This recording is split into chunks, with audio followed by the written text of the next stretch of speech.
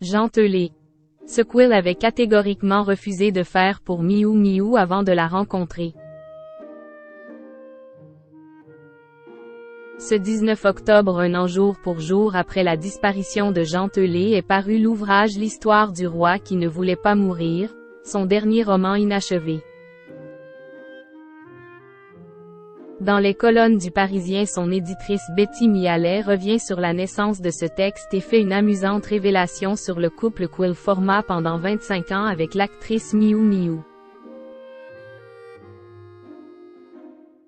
C'est le 19 octobre 2022 que le colosse Jean Telet nous a faussé compagnie. L'écrivain a été victime d'une intoxication alimentaire qui a fini par provoquer une crise cardiaque. Voilà que les fans du plus fantasque de nos écrivains se retrouvent un peu orphelins de sa plume aussi joyeuse que poétique. Betty Mialet, son éditrice, a décidé que l'histoire n'était pas encore tout à fait terminée, car l'écrivain s'était en effet attelé avant sa disparition à la rédaction d'un nouvel ouvrage sur Louis XI. Cet opus est sorti ce mercredi, un an après son décès, et s'intitule L'histoire du roi qui ne voulait pas mourir.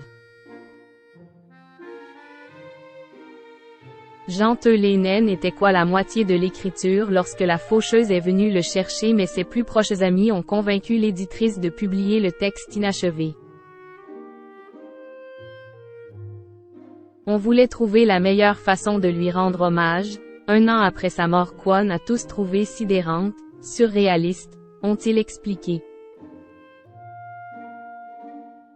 Au texte de 80 pages de l'écrivain s'ajoutent donc des textes, des illustrations, une bande dessinée, un photomontage de Philippe Djenada, Benjamin Plançon, Florence Sestac et Enki Bilal, qui font de l'œuvre un objet hybride, un cadavre exquis qui aurait sans doute enthousiasmé accent aigu l'auteur du Magasin des Suicidés ou de Fleurs de tonnerre. Un jour, je demande à Jean une dédicace pour elle. Selon Betty Mialet, l'ouvrage a aussi beaucoup plu à la comédienne Miou Miou qui fut la compagne de l'écrivain pendant les 25 années qui ont précédé sa disparition.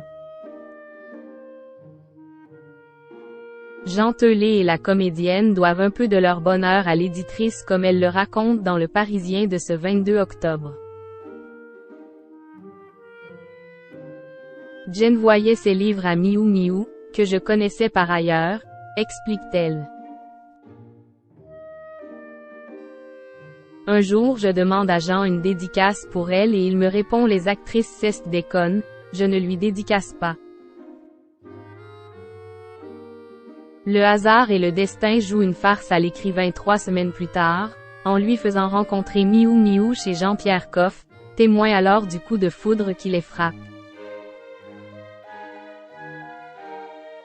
Le romancier avait raconté lui avoir dit « Bonjour madame », avant de réaliser qu'il se trouvait face au fantasme de son adolescence. Je disais à tout le monde quand le film est sorti que la femme de ma vie, c'était la meuf des valseux. Il ne croyait pas si bien dire.